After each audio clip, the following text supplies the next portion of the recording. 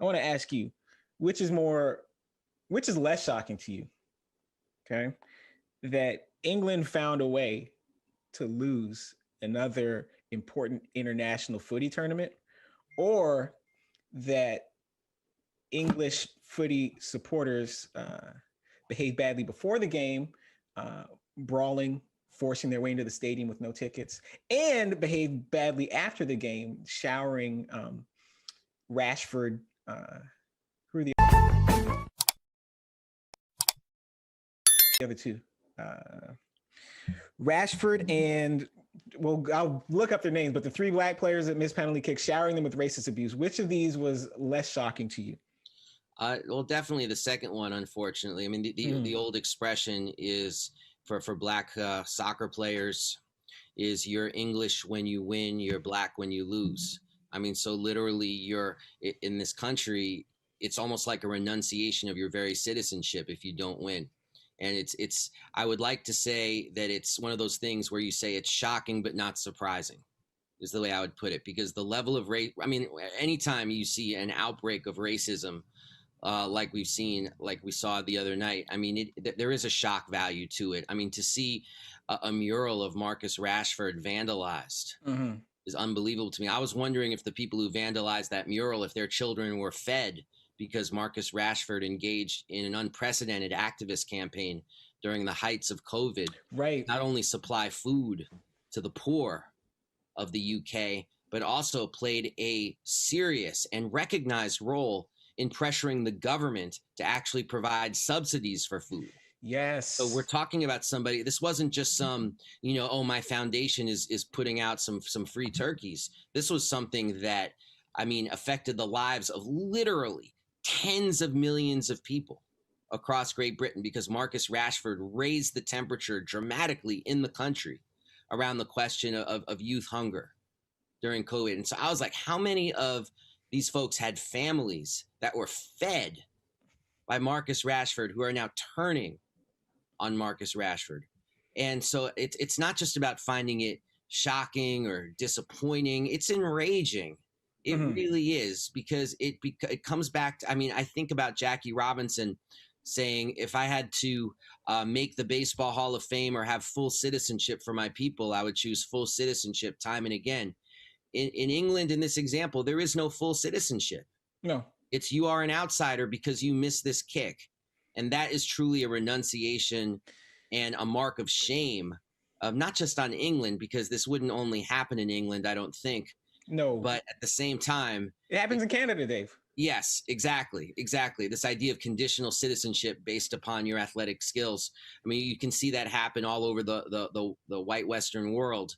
But this is England's moment to feel shame because of this, and to be rightly denounced because of the actions of its fans. Yeah, I mean, I was going to call it provisional, and it's there until you mess up, and then at that point, the mainstream calls themselves revoking your membership in this club. And like you, I'm not surprised. Like, and this is also predictable, and it's part of a routine. It's part of a dance that we do, because now, like, my inbox is filling up with like requests.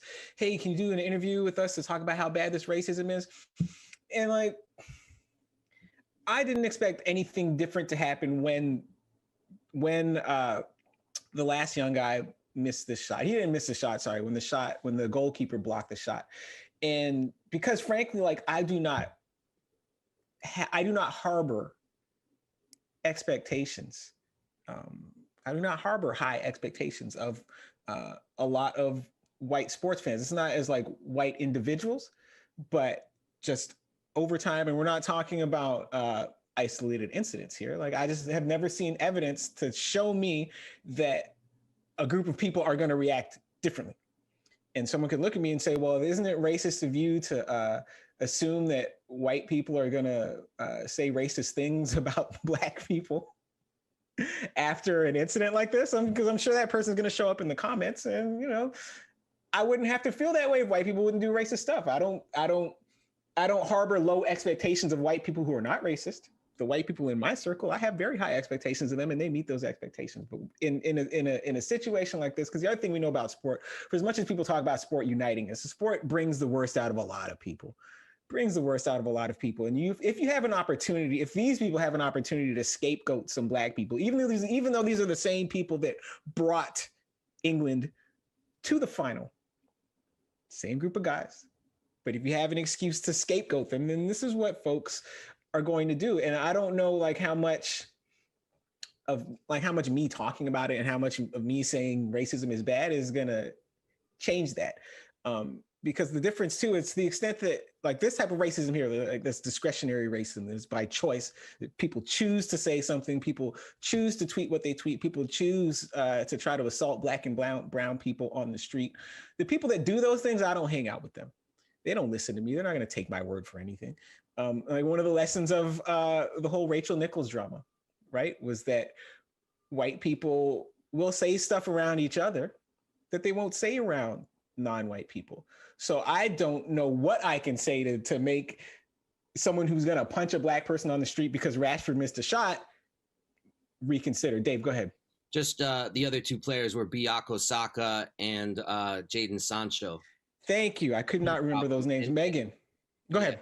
Oh, and just that one of those players, Saka, was 19 years old. Yes. And the coach, Gareth Southgate, I mean, to his great credit, has come forward and said, bring the abuse over here, because what the hell was I doing putting a 19-year-old out in that position when I had other players who should have done it? Frankly, it seems so obvious he should have thought of it beforehand, but at least he's stepping up to the mic and taking accountability. Yeah, and in the culture of that sport too, where people are usually reflexively so hard on coaches for the decisions they make, all of a sudden this is the player's fault. Not to mention, Meghan, I'm going to bring you in a second, but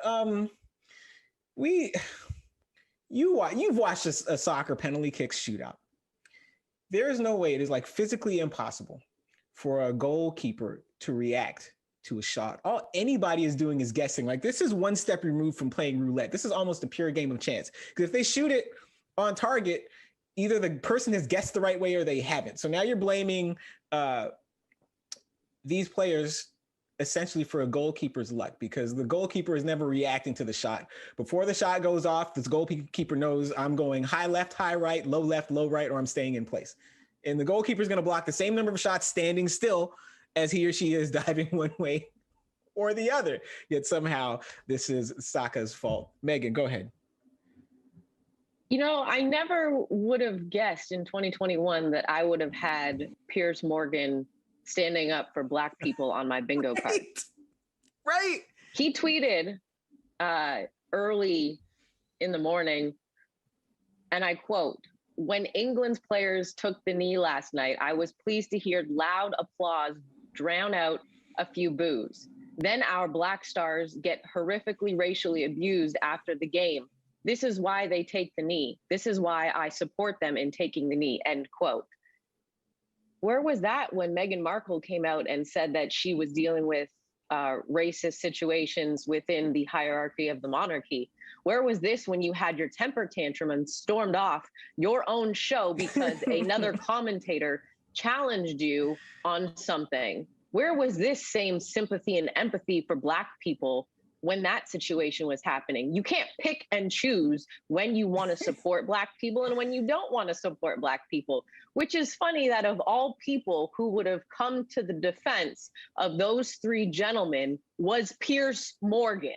Of all people, never would have thought I would have had that one on my 2021 bingo card, but I digress. Now, the fact that, to Dave's point, a credit to the coach for coming out and saying, or excuse me, let's get my terminology correct, the manager, yes, for coming out and taking the heat. But it's too little too late, to be honest with you, in my opinion.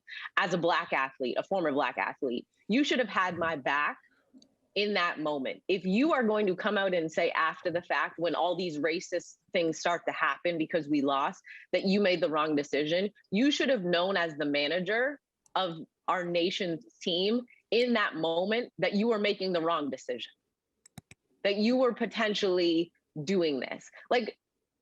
Isn't that the biggest point of the game in that moment as a manager? That if you go into a penalty kick situation, you have your, if I'm not mistaken, 5 best kickers and goal scorers in a penalty situation in that moment. Isn't that something that you do in part of your game prep and game scouting when you go up against a team in Italy who, if I'm not mistaken, and please correct me if I am wrong, is one of the best penalty kicking teams in Euro 2020, was at least in this matchup between the two teams, because I saw a lot of that on Twitter when it was going into penalty kicks. All I saw was, oh gosh, Italy's one of the best. Like, that's all I saw. And England doesn't have great penalty kickers. Like, I saw all of that across my timeline. So please correct me if I am incorrect, but that is what I saw in the Twitterverse. But for me, it's the situation of England showed, and please bleep this out if you have to on the editing side, but England showed their asses. They showed their asses in this moment. You showed your asses before the match even started with your ignorance and stupidity, trying to bum rush security, who were probably, not even real security people, bum rushing them to get into the stadium because you didn't have tickets. Then because of 3 players only, you can't even blame the rest of the team apparently, because if you are so good and it's solely on those 3 players and those 3 players' shoulders, why aren't you putting it on the rest of the team for even being tied going into penalty kicks? Why weren't you up 2-1 in this game then? Thank you. If your team is so good and you're going to put this solely on those 3 players, why weren't you up 2-1 and this wouldn't have even been a situation? So, at the end of the day, it is what it is. England showed their ass. They showed their ass for what we already knew they were. Majority racist. They showed their ass when Meghan Markle came out with her situation, and they showed their ass again in the span of 4 months? Maya Angelou always said, when someone shows you who they are, trust them the first time. We've had centuries of the UK showing us their asses. Let this